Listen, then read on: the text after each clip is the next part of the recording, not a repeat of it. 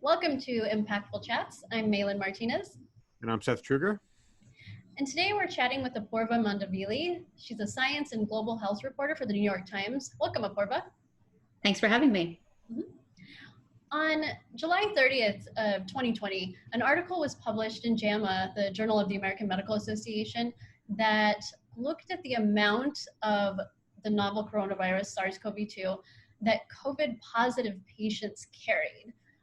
On the same day, you had an article published in the New York Times discussing the relevance of the results of this study. Can you just start by telling us about how this study was conducted? Sure. So for this study, the researchers who are at a hospital in Chicago looked at people who were coming into the hospital for any reason other than COVID, because they didn't want to have people who were really sick with COVID only in their study. And they also looked at kids, which is a really important part of the study. And probably the most important takeaway from it is that kids have about the same amount of virus in their nose and throat as adults do. All right, great. So what else did the study find?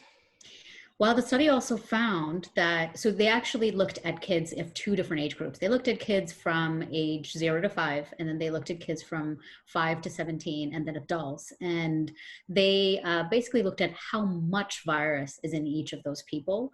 And they found that based on the tests that people use to look at how much virus there is, kids under 5 may actually have up to 10 to 100 times the amount of virus found in the nose and throat of adults.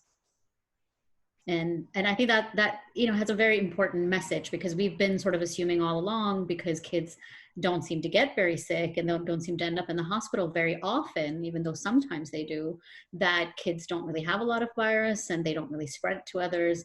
And so this study didn't really show that they can spread the virus to a lot of people, that kids can spread the virus, but it did really strongly imply that kids have a lot of virus and they probably are transmitting it to adults around them.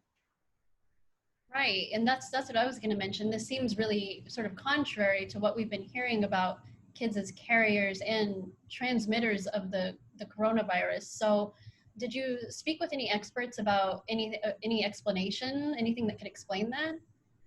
Well, so I think there are several different pieces of the question that people have been wanting to look at. One is, do kids get infected at all? And there's been an idea that kids get infected less often than adults, and that might still be true. The study didn't really tease apart the numbers of kids who get infected versus the numbers of adults. They just looked at kids who already were infected and in fact had mild symptoms. So these weren't kids who didn't look sick at all.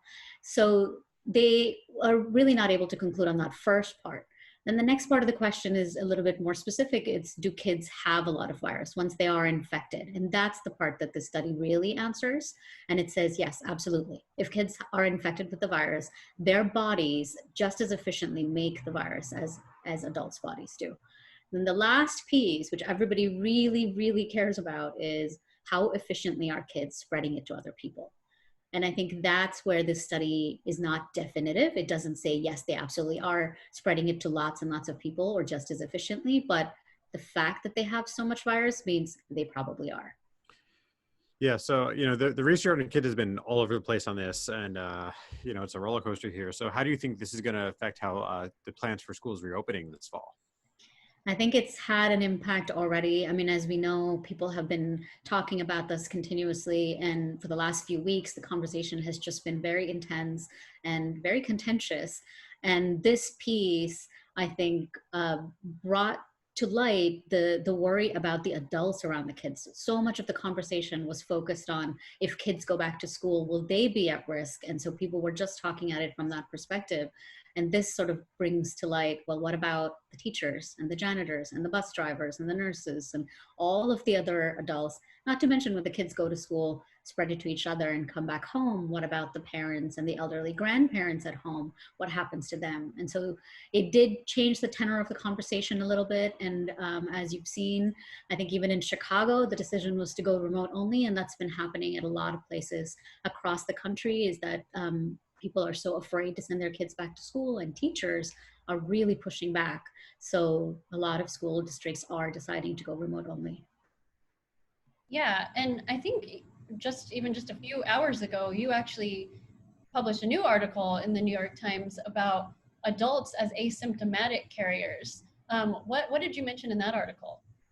That's right. So that was a study out of South Korea. And this was a rare study that looked at both asymptomatic people and symptomatic people over time.